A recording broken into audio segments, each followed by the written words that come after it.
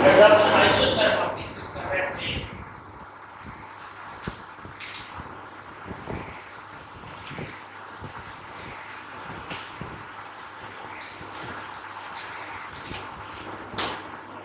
इसमें हमने last time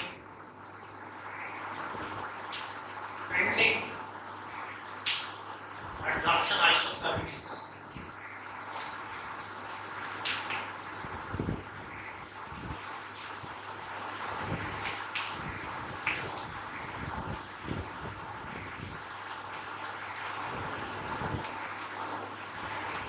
आज हम लैंड एब्जॉर्प्शन आइसोथर्म डिस्कस करेंगे।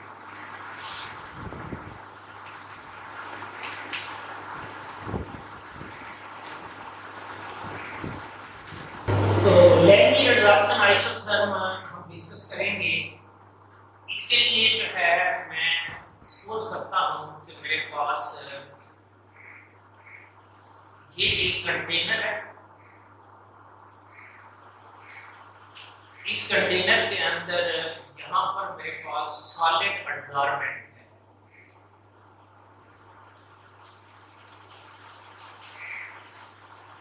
सॉलिड एडजॉर्बेंट है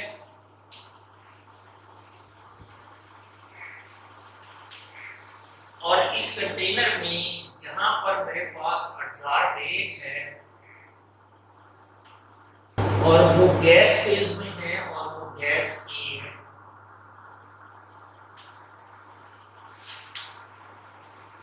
ये जो शख्स था लैंडमीर, ये अमेरिकन फिजिकल केमिस्ट था।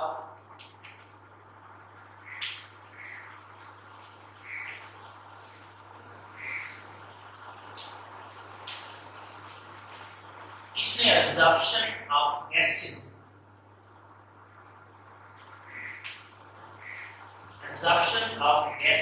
ऑन सॉलिड सरफेस पर उनको स्टडी किया। सॉलिड सरफेस से मुराद मेटल की सरफेस थी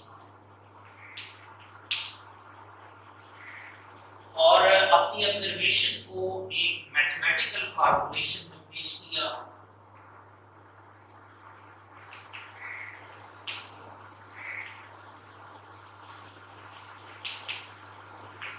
वो फॉर्मूलेशन इसी के नाम से लैंड एब्जॉर्प्शन आइसोथर्म के तौर पर जानी जाती है।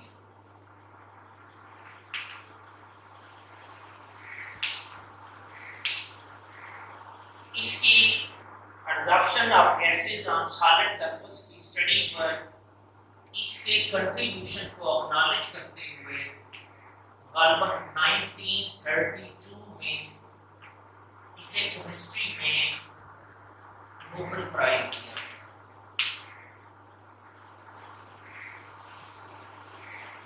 इसके कंट्रीब्यूशन को एक्नॉलेज करने के लिए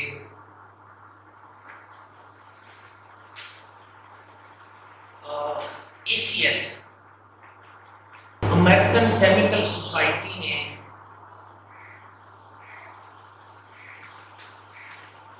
इसके नाम से एक रिसर्च जर्नल जो है वो इंट्रोड्यूस करवाया, जिसका नाम इसी के नाम से मंसूब किया गया है और ये इंटरफेसेस की स्टडी के हवाले से बड़ा पॉपुलर जर्नल है और बहुत हाई इम्पैक्ट। इसकी कंट्रीब्यूशन को फर्दर एक्नॉलेज करने के लिए न्यू मैक्सिको में लैंडमीर रिसर्च लेबोरेटरी कैंप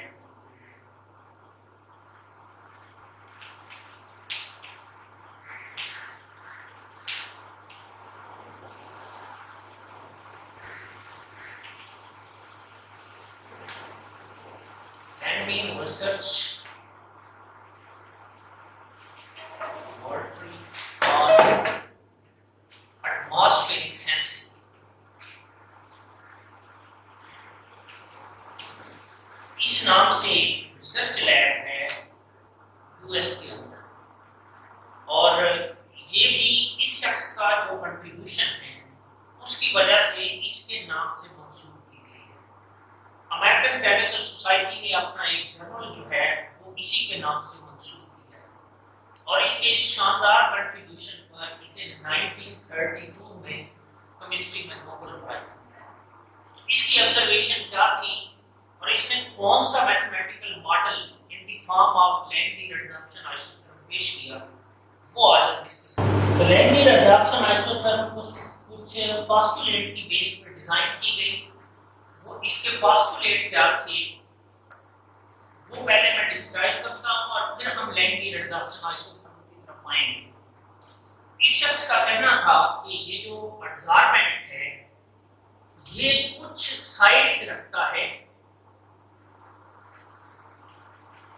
कुछ एक्टिव साइड्स रखता है हर एडजॉर्बेंट, और जो एडजॉर्बेट है फॉर एग्जांपल यहाँ गैस के मॉलिक्यूल को हम एज एन एडजॉर्बेट लेंगे, वो इस ये जो पर्टिकुलर साइड है एडजॉर्बेंट की उसके ऊपर आकर अटैच होता है। यानी इसका एक पोस्टुलेट ये था कि each adsorbent has specific sites for adsorption, और जो एडजॉर्बेंट के मॉलिक्यूल हैं वो उन साइट्स पर आकर अटैच होते हैं। एडजॉर्बेट मॉलिक्यूल्स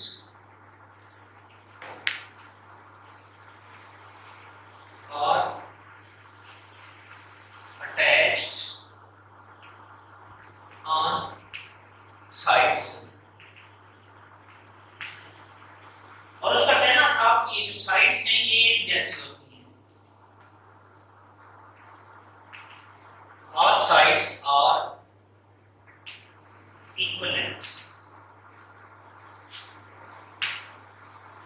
और उसका कहना था कि जो ये मॉलिक्यूल हैं ये मोनोलेयर बनाते हैं, यानी एक सिंगल लेयर एडजॉर्प्शन होती है। यानी जो एडजॉर्प्शन होती है गैस के मॉलिक्यूल की सॉलिड सरफेस पर वो मोनोलेयर एडजॉर्प्शन होती है।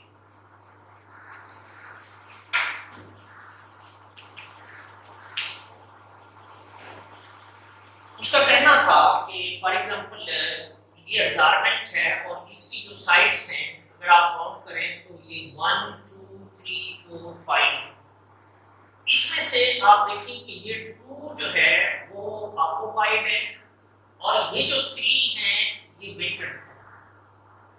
तो उसने कहा कि कितनी जो एक्सटेंट ऑफ एडजॉर्प्शन है कि कितने मॉलिक्यूल सरफेस पर एडजॉर्ब हो चुके हैं और कितने एडजॉर्ब नहीं हुए, कितने मॉलिक्यूल की एडजॉर्प्शन हुई है, या जो एक्सटेंट ऑफ एडजॉर्प्शन है उसको मेजर करने के लिए उसने एक टर्म इंट्रोड्यूस करवाई जो कि फ्रैक्शनल सरफेस कवरेज कहलाती है।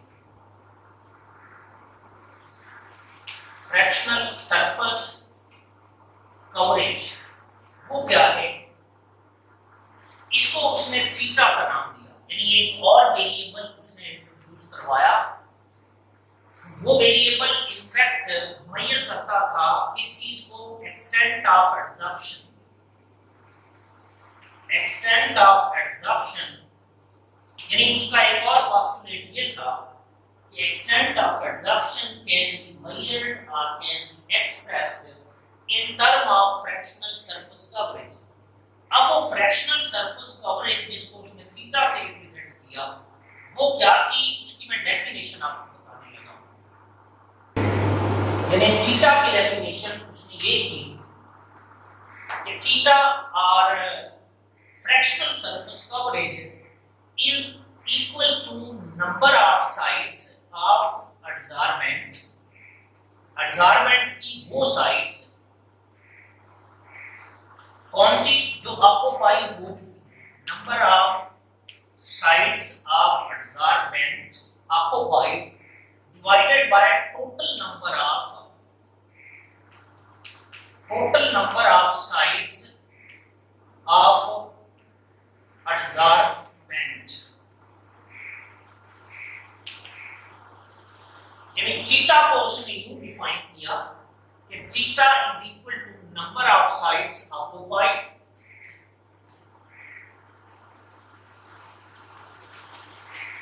divided by total number of sites of adsorbent। तो थीटा की मिनिमम वैल्यू कितनी हो सकती है? 0। थीटा की मैक्सिमम पॉसिबल वैल्यू कितनी हो सकती है? 1 हो सकती है। कि जब ये सारी की सारी साइड्स कवर हो जाएंगी तो ये ऊपर 5 डिवाइडेड बाय 5 हो जाएगा ना। सॉरी, ये टोटल नंबर ऑफ साइड्स 5 है, ये 3 नहीं है, ये 5 है। तो जब सारी की सारी साइड्स कवर हो जाएंगी तो 5 डिवाइडेड बाय 5 ये 1 हो जाएगा। इट मींस कि जो थीटा की वैल्यू है वो 1 से लेकर 0 से लेकर 1 तक होती है। थीटा की मैक्सिमम पॉसिबल वैल्यू 1 है और जो मिनिमम वैल्यू है 0 है। ऑफ कोर्स जब कोई भी मॉलिक्यूल इधर एब्जॉर्ब नहीं हुआ तो ये इधर 0 डिवाइडेड बाय 5 आएगा, तो आंसर 0 होगा। और अगर सारी की सारी साइड्स कवर हो गई हैं तो फिर 5 डिवाइडेड बाय 5 होगा और आंसर 1 होगा। इट मींस कि थीटा की जो मैक्सिमम पॉसिबल वैल्यू है वो 1 है और जो थीटा जो फ्रैक्शनल सरफेस कवर हुई है या फ्रैक्शनल सरफेस कवरेज की जो वैल्यू है वो थीटा है और जो अवेलेबल फ्रैक्शन है उसकी वैल्यू 1 माइनस थीटा है। टोटल 1 है, जो कवर्ड है वो थीटा है, जो अवेलेबल फ्रैक्शन है सरफेस की वो 1 माइनस थीटा है। यानी एक उसका पोस्टुलेट ये था कि extent of absorption can be expressed in term of theta और फ्रैक्शनल सरफेस कवरेज। उसको उसने डिफाइन किया कि वो number of sites occupied divided by total number of sites हैं और उसकी मैक्सिमम पॉसिबल वैल्यू 1 हो सकती है और मिनिमम वैल्यू थीटा की 0 हो सकती है। थीटा की जितनी वैल्यू ज्यादा होगी हम कहेंगे कि उतनी ज्यादा एब्जॉर्प्शन हुई है, जितनी थीटा की वैल्यू कम होगी हम कहेंगे कि उतनी कम एब्जॉर्प्शन। पॉइंट उसका ये था रेट ऑफ एब्जॉर्प्शन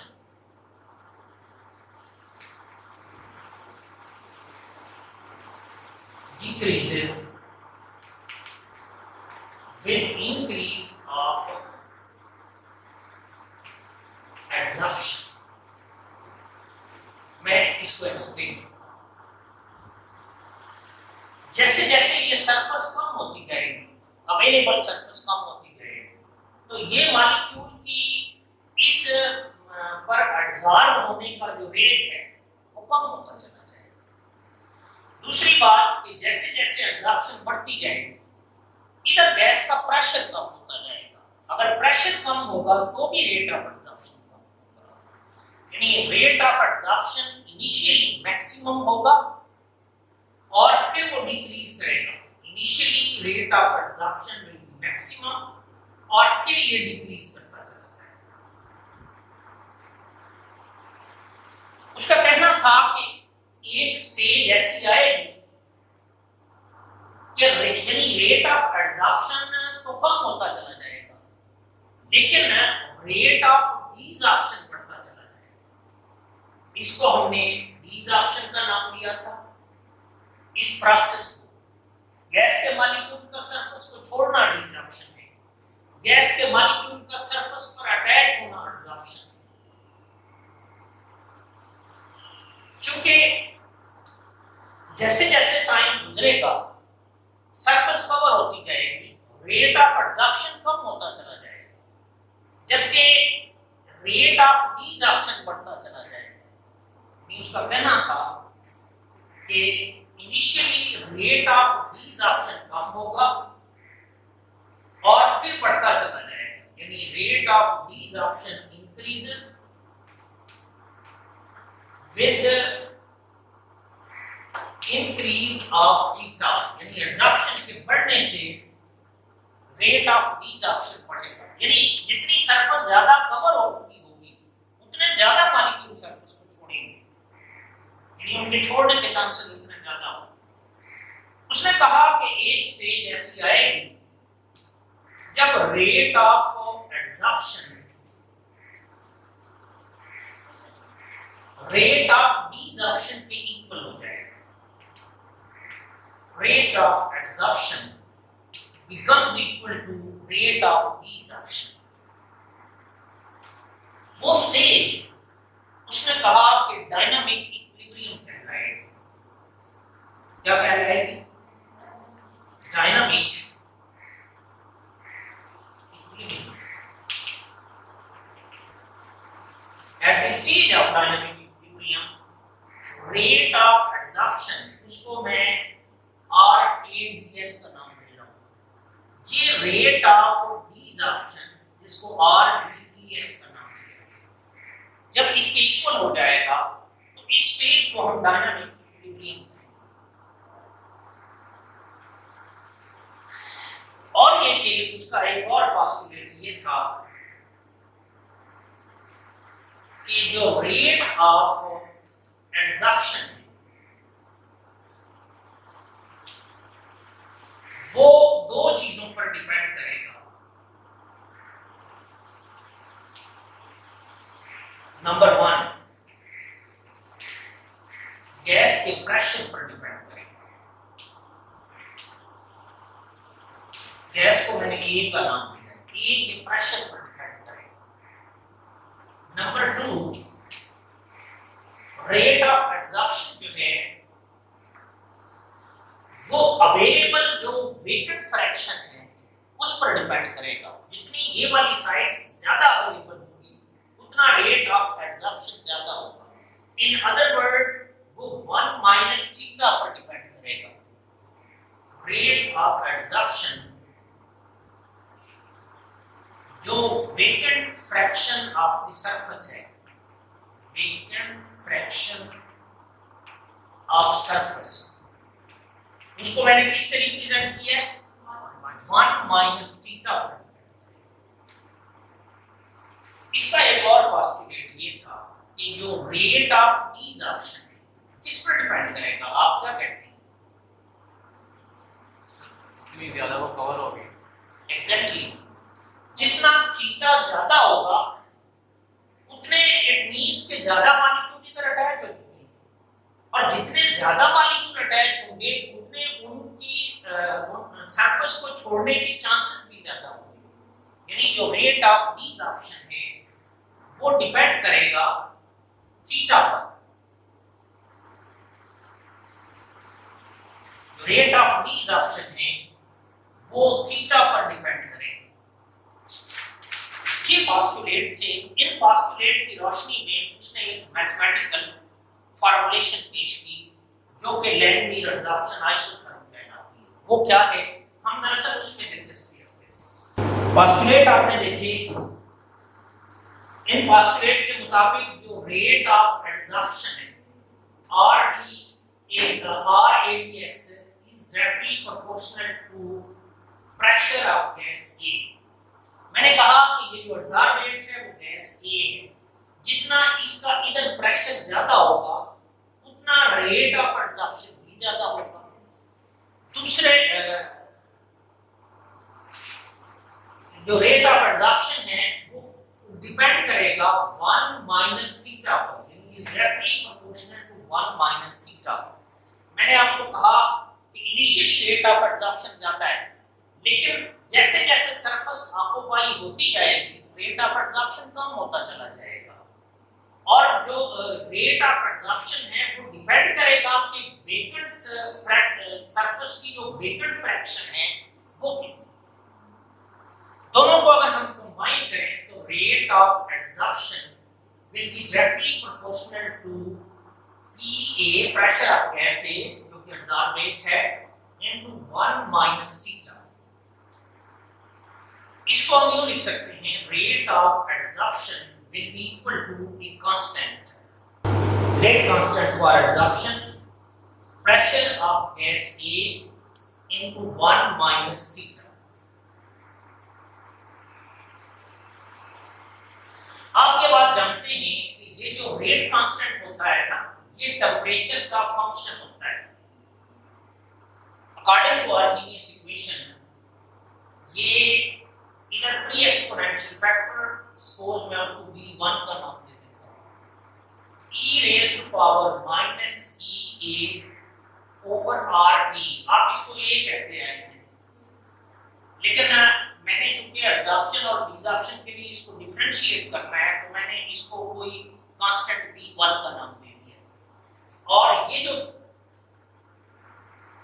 एनर्जी है ये एक्टिवेशन एनर्जी कहलाएगी और ये एक्टिवेशन एनर्जी फॉर एब्जॉर्प्शन है, ये रेट कांस्टेंट फॉर एब्जॉर्प्शन है और ये pre exponential factor for the process of absorption है। अकॉर्डिंग टू आर्हीनियस इक्वेशन ये जो रेट कांस्टेंट है इसकी टेंपरेचर पर जो डिपेंडेंस है उसको इस तरह एक्सप्रेस किया जा सकता है, ये आप जानते हैं। जस्ट मैंने आर्हीनियस इक्वेशन लिखी है लेकिन उसमें सिंपल डिफरेंट कर दिया। इट मींस कि ये जो k फॉर एब्जॉर्प्शन है इसको मैं इससे रिप्लेस कर सकता हूं और ये rate of absorption will be equal to v1 e raised to power minus e for absorption over RT into pressure of gas A into 1 minus theta।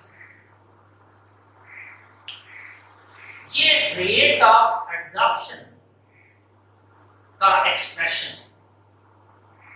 आप जानते हैं कि लैंगमिल का कहना था कि जो रेट ऑफ डिसॉर्प्शन है वो किस पर डिपेंड करता है, वो थीटा पर डिपेंड करता है। ऑफ कोर्स जितनी सरफेस ज्यादा कवर होती जाएगी उतना रेट ऑफ एब्जॉर्प्शन कम होता चला जाएगा और रेट ऑफ डिसॉर्प्शन, यानी rate of desorption will be equal to a rate constant for desorption into theta,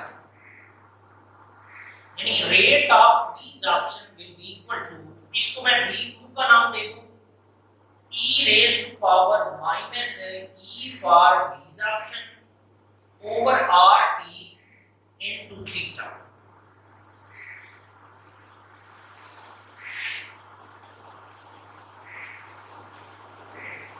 ये रेट ऑफ डिसॉर्प्शन का एक्सप्रेशन है और ये रेट ऑफ एब्जॉर्प्शन का एक्सप्रेशन है।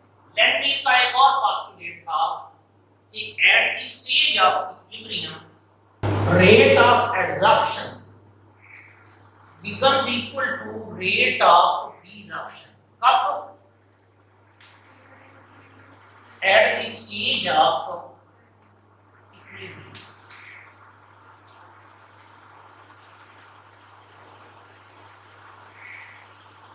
रेट ऑफ एब्जॉर्प्शन का एक्सप्रेशन आपने ये निकालना है, यानी मैं लिख सकता हूं v1 e raised to power minus e for absorption over rt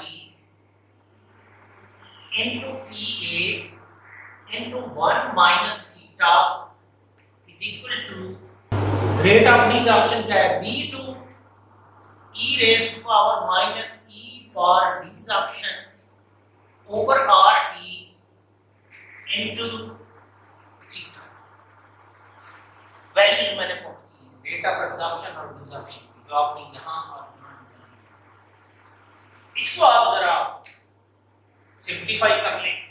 मैं इस सारी टर्म को यानी इसको इधर मल्टीप्लाई करने लगा हूं तो ये 1 से मल्टीप्लाई होगा और थीटा से मल्टीप्लाई होगा, तो हम लिखेंगे v1 e raised to power minus e for absorption over rt into pa minus v1 e raised to power minus e for absorption over rt into pa into theta will be equal to v2 e raised to power minus for desorption over RT into theta।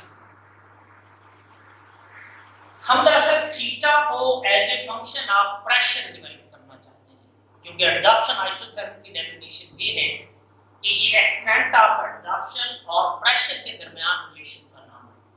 तो मैं theta को as a function of P express करना चाहता हूं, तो जो theta वाली terms हैं उनको मैं एक साइड पर ले जाता हूं, तो इसको यूं लिखा जा सकता है b1 e raised to power minus e for adsorption over rt into pa, जबकि ये नेगेटिव वाली जो टर्म है इसको आप दूसरी साइड पर ले जाएं b2 e raised to power minus e for desorption over rt into theta plus b1 e raised to power minus e for adsorption over rt into pa, theta यहां से कॉमन ले लेते हैं तो ये बनेगा b2 e raised to power minus e for desorption over rt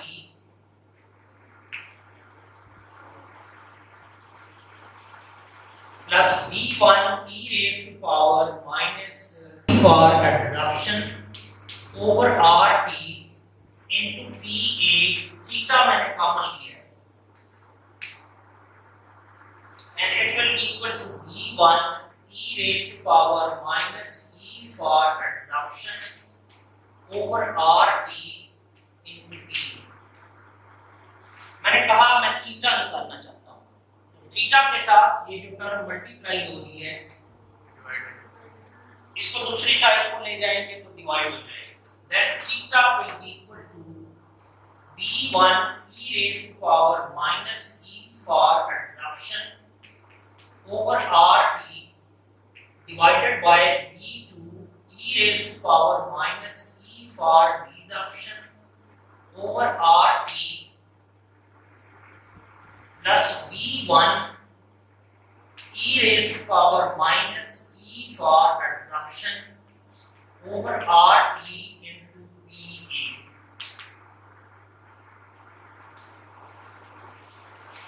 इसको थोड़ा और रीअरेंज किया जा सकता है अगर हम इस तरह करें कि ये वाला जो फैक्टर है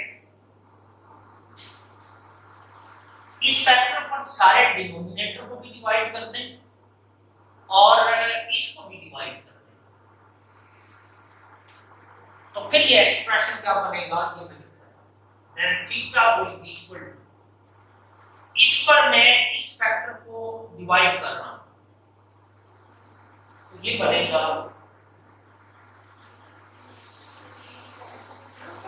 ये प्रेशर प्रेशर है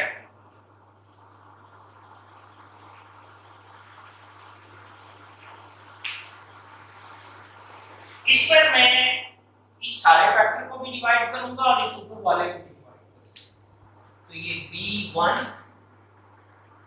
e raised to power minus e for adsorption over rt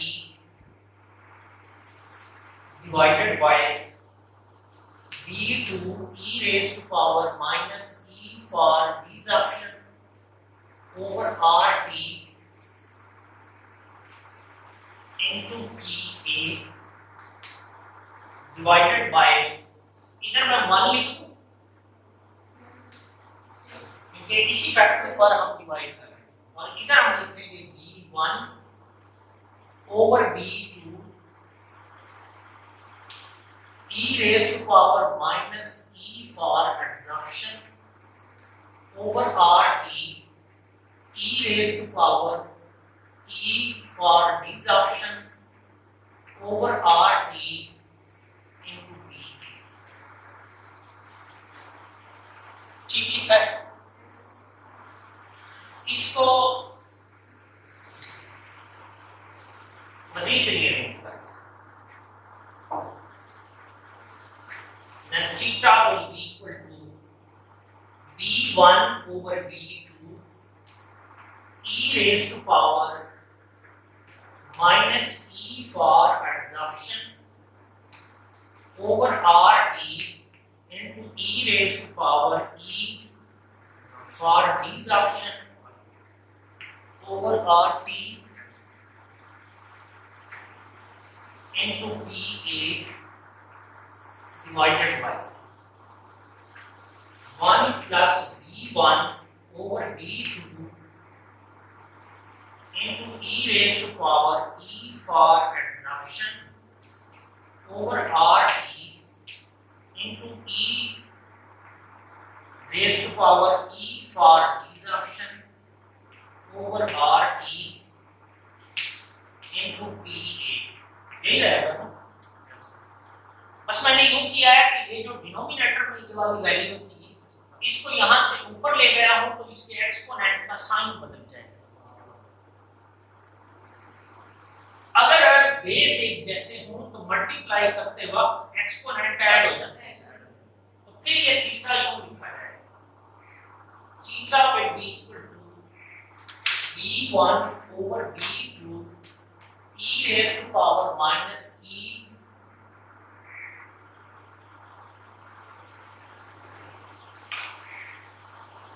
for adsorption over RT plus E for desorption over RT यूं लिख सकते हैं ना, into PA divided by 1 plus B1 over B2 e raised to power minus E for adsorption over RT plus E for desorption over RT into PA। इसको मजीद simplify किया, theta will be equal to b1 over b2 e raised to power 1 over RT में common ले रहा हूं, 1 over RT common ले और ये बनेगा E for adsorption minus E for desorption, अगर माइनस में इधर से common into PA divided by 1 plus B1 over B2 e raised to power minus 1 over RT E for adsorption minus E for desorption into PA।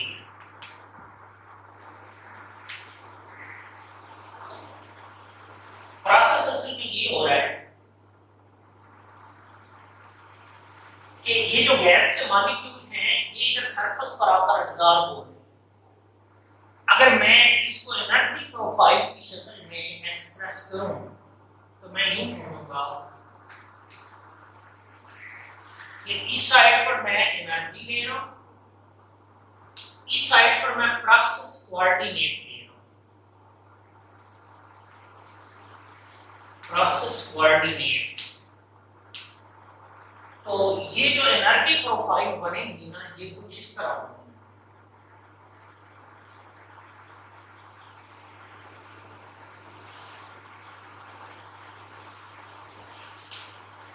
ये gas है जो कि इधर unabsorbed form में मौजूद है, गैस फेज में मौजूद।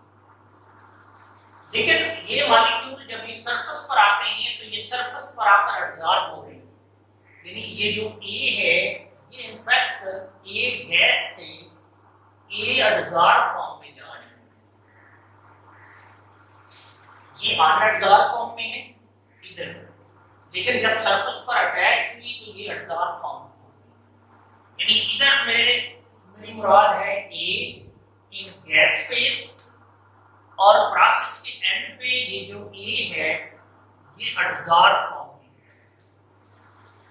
बिल्कुल ऐसे जैसे आप इधर रिएक्टेंट लिखते थे इधर प्रोडक्ट, इधर तो प्रोसेस में एब्जॉर्प्शन और डिसॉर्प्शन ही हो रही है ना, इधर मैंने उसको गैस फेज में लिखा और इधर एब्जॉर्ब फॉर्म में लिखा। जैसे आप कहते थे कि इस A को इस फॉर्म में जाने के लिए मिनिमम अमाउंट ऑफ एनर्जी की जरूरत होती है और वो एनर्जी फॉर एब्जॉर्प्शन कहलाती है।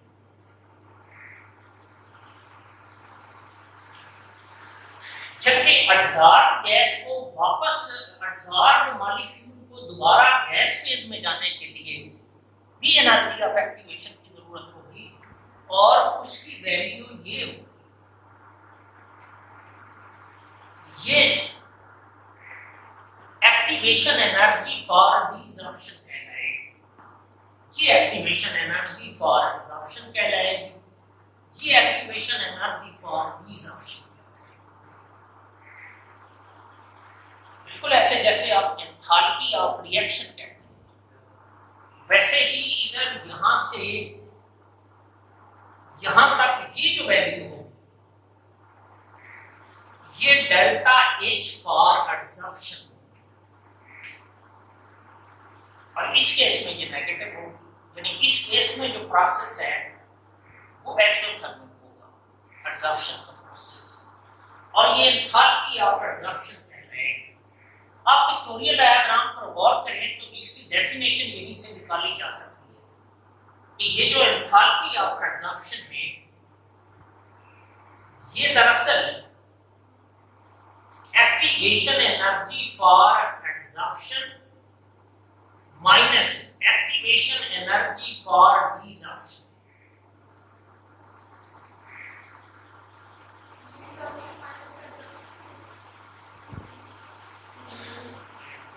उस तरह भी लिख सकते हैं, फिर इधर आप नेगेटिव लिखेंगे, वो एक ही बात है। अगर आप term enthalpy for absorption use कर रहे हैं तो फिर एब्जॉर्ब्ड स्पीशीज की जो एक्टिवेशन एनर्जी है उसको दीज आर प्रोसेस वाली जो एक्टिवेशन एनर्जी है उससे सब्ट्रैक्ट करेंगे, यानी एंथैल्पी ऑफ एब्जॉर्प्शन की डेफिनेशन।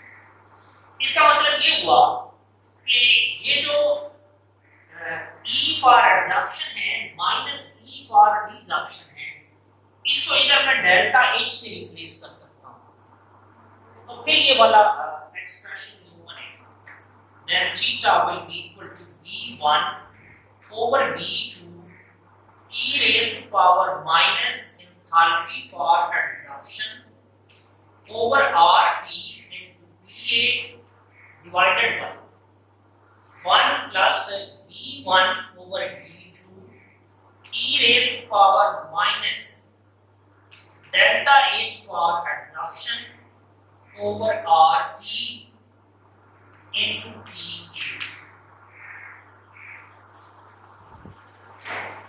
ये जो B1 और B2 है ये भी कांस्टेंट है, ये e raised to power minus delta H for adsorption over RT ये भी कांस्टेंट है, क्योंकि हम एब्जॉर्प्शन आइसोथर्म की बात कर रहे हैं तो उसमें टेंपरेचर कांस्टेंट है, यानी ये वाला फैक्टर कांस्टेंट है और ये वाला फैक्टर भी कांस्टेंट है। तो इस कांस्टेंट को मैं एक सिंगल कांस्टेंट से रिप्लेस कर देता हूं, इस सारे फैक्टर को मैं एक सिंगल कांस्टेंट से रिप्लेस कर देता हूं, और वो सिंगल कांस्टेंट है यानी theta will be equal to BPA over 1 plus BPA, where B is equal to B1 over B2 e raised to power minus delta H for adsorption over RT।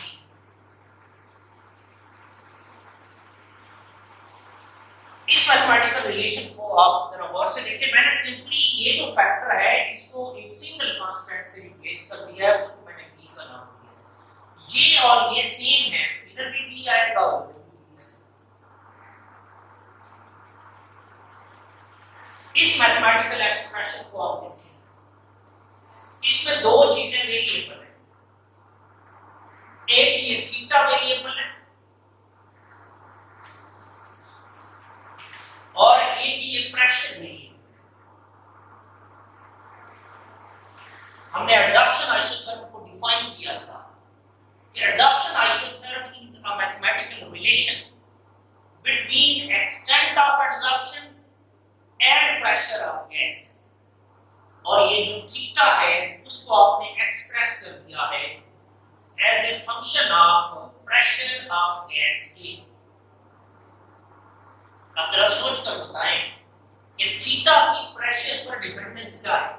तो ground में process coordinates क्या चीज थी? एक दफा गलती का तो हमने पढ़ा है, प्रोसेस कोऑर्डिनेट्स कोऑर्डिनेट्स और जो अथॉरिटीज होती है। आप प्रोसेस कोऑर्डिनेट का पूछ रहे हो कि क्या है? बिल्कुल जैसे आप कहते हो कि रिएक्शन हुआ है तो उसमें तीन चीजें तीन स्पीशीज इन्वॉल्वमेंट, एक रिएक्टेंट है, एक एक्टिवेटेड कॉम्प्लेक्स है और एक प्रोडक्ट है। इन तीनों को रिएक्शन कोऑर्डिनेट कहा जाता है। क्योंकि इधर केमिकल रिएक्शन नहीं हो रहा, इधर एडजॉर्प्शन है। ये एडजॉर्प्शन कोऑर्डिनेट कहलाएंगे या इसको आप प्रोसेस कोऑर्डिनेट कह सकते हैं। इसमें तीन चीजें इन्वॉल्व होंगी।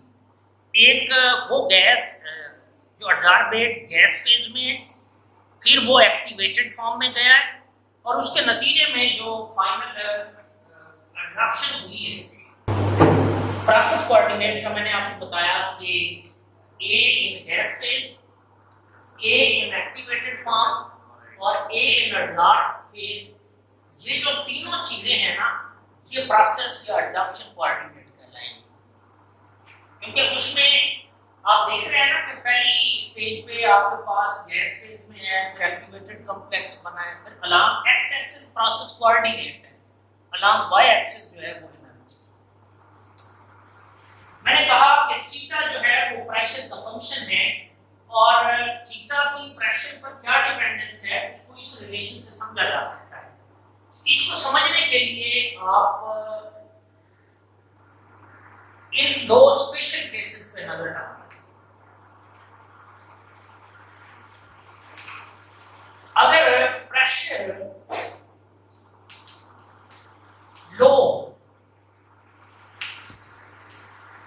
अगर PA की वैल्यू लो हो तो फिर 1 प्लस BPA जो है ये किसके इक्वल आएगा? 1 के। क्योंकि अगर प्रेशर लो है, ये वैल्यू वेरी वेरी लो होगी, ये इससे मल्टीप्लाई होगी और लो हो जाएगी, और ये इतनी स्मॉल होगी कि ये 1 के मुकाबले में नेग्लिजिबल। ये कंडीशन अगर आप इस पर अप्लाई करें, then theta will be equal to BPA over 1 plus BPA 1 हो जाएगा, and theta will be equal to BPA। इस मैथमेटिकल रिलेशन को देखें तो ये इक्वेशन ऑफ स्ट्रेट लाइन है पासिंग थ्रू द रीजन, जिसमें ये आपका डिपेंडेंट वेरिएबल y है, ये इंडिपेंडेंट वेरिएबल x है, ये इस प्लॉट की स्लोप m है और ये y is equal to mx type expression. इसको मैथमेटिकल लैंग्वेज में कहते हैं कि लो प्रेशर पर थीटा PA का लीनियर फंक्शन है। इन अदर वर्ड, अगर मैं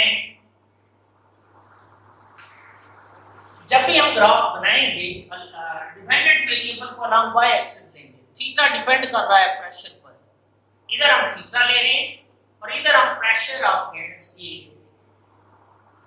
मैंने कहा कि जब प्रेशर की वैल्यू लो होगी तो थीटा PA का लीनियर फंक्शन होगा, यानी अगर मैं थीटा को as a function of pressure plot करता हूं तो ये प्लॉट होना चाहिए, लीनियर फंक्शन होना चाहिए। दूसरा केस ये है,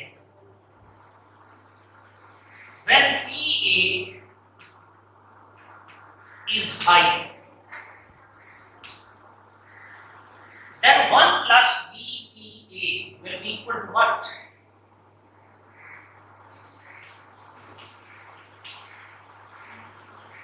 जब PA की वैल्यू लार्ज होगी तो ये वाला फैक्टर लार्ज होगा, ये इतना लार्ज होगा कि इसके मुकाबले में ये 1 नेग्लिजिबल होगा और ये जो सम है ये BPA के इक्वल आएगा।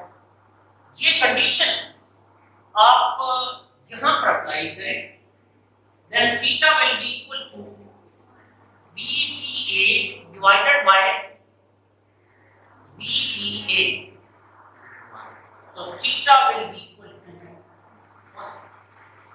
ये हमने कहा था कि थीटा की मैक्सिमम पॉसिबल वैल्यू 1 हो सकती है।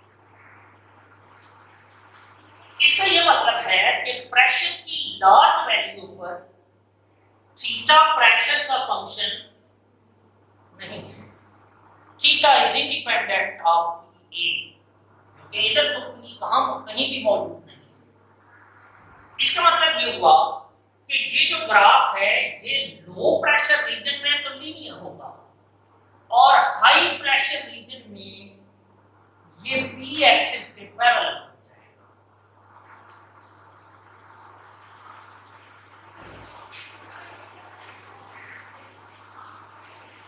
और थीटा की मैक्सिमम पॉसिबल वैल्यू कितनी होगी? 1। थीटा 0 से 1 तक सवाल ये पैदा होता है कि इनिशियली प्रेशर के बढ़ने से थीटा की वैल्यू बढ़ती है और हाई प्रेशर रीजन पे जाके कांस्टेंट हो जाती है। क्यों? क्योंकि लैमिनार एडसॉर्प्शन आइसोथर्म का एक पोस्टुलेट ये था कि ये मोनोलेयर एडसॉर्प्शन होती है और जब ये सारी सरफेस कवर हो जाएगी तो फिर मजीद गैस के मॉलिक्यूल सरफेस पर अटैच नहीं हो सकेंगे और theta will be independent of pressure. यानी उस केस में अगर आप प्रेशर बढ़ाते भी जाएंगे तो थीटा की वैल्यू पर कोई इम्पैक्ट नहीं। इसमें एक पैरामीटर है, ये जो बी है, ये एडसॉर्प्शन कोएफिशिएंट कहलाता है और ये बहुत इंपॉर्टेंट पैरामीटर है। इसको एक्सपेरिमेंटली लैमियर में इसकी डिटरमिनेशन की कैसे, मैं इस b की एक्सपेरिमेंटल डिटरमिनेशन के लिए इस मैथमेटिकल एक्सप्रेशन को रीअरेंज करता हूं in the form of equation of straight line in intercept form. ये मैं यूं करने लगा हूं कि इसका मैं इन्वर्स ले लेता हूं। 1 over theta will be equal to 1 plus bpa over bpa, यानी 1 over theta will be equal to 1 over bpa plus bpa over bpa. It will be equal to 1 over theta is equal to 1 over b into 1 over pa plus 1. इस mathematical relation को आप देखिए तो इसमें दो चीजें variable हैं। एक ये 1 over theta वेरिएबल है जो कि डिपेंडेंट वेरिएबल y है और 1 over pressure of gas a variable है जो कि x है और ये 1 over b कांस्टेंट है और ये इस प्लॉट की स्लोप है और ये जो 1 है ये इसका इंटरसेप्ट है और ये y is equal to mx plus c type expression. इसके अकॉर्डिंग अगर आप प्लॉट बनाएं तो प्लॉट को स्ट्रेट लाइन होना चाहिए, इंटरसेप्ट फॉर्म में होना चाहिए। डिपेंडेंट वेरिएबल क्या है आपका? 1 over थीटा। इंडिपेंडेंट वेरिएबल क्या है? 1 over b और प्लॉट को स्ट्रेट लाइन होना चाहिए और इंटरसेप्ट फॉर्म में होना चाहिए। इंटरसेप्ट किसके इक्वल आएगा? 1 के इक्वल आएगा। इस प्लॉट की जो स्लोप है वो 1 over b के इक्वल आएगी और जो यहां से b है वो 1 over स्लोप से निकाला जा सकता है। इसका मतलब ये हुआ कि अगर आप डिफरेंट प्रेशर पर थीटा की वैल्यू मुय्यन करें, उस थीटा का इन्वर्स लें, उसको 1 over p a के अगेंस्ट प्लॉट करें, उस प्लॉट की स्लोप निकालें, उस स्लोप का इन्वर्स लें तो आपको b की वैल्यू मिलेगी। b एडसॉर्प्शन कोएफिशिएंट है। इसकी यूनिट क्या है?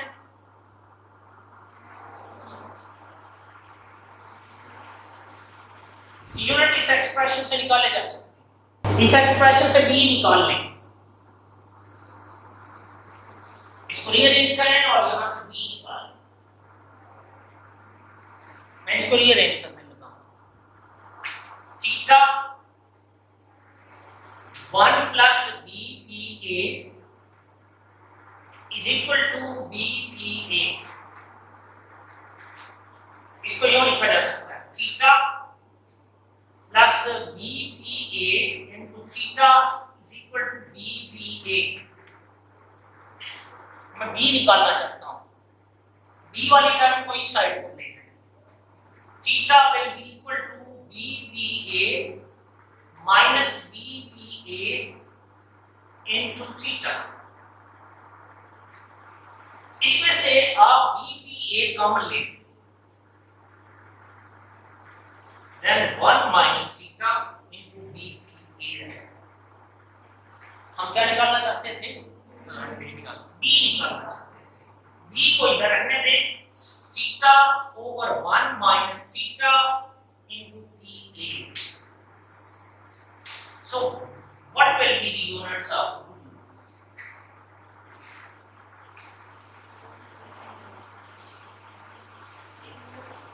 थीटा में क्या यूनिट है? थीटा डायमेंशनलेस पॉइंट, प्रेशर के पास प्रेशर के इनवर्स होंगे। तो बी के जो यूनिट हैं वो पर पास्कल है। बी इस चीज की मेजरमेंट है, जितनी बी की वैल्यू ज्यादा होगी उतना हम कहेंगे कि उस गैस ए की अब्जॉर्बेंट की सरफेस पर अटैच होने की एबिलिटी ज्यादा है। जितनी एक अब्जॉर्बेंट की किसी सरफेस पर अटैच होने की एबिलिटी ज्यादा होगी उतनी बी की वैल्यू ज्यादा होगी।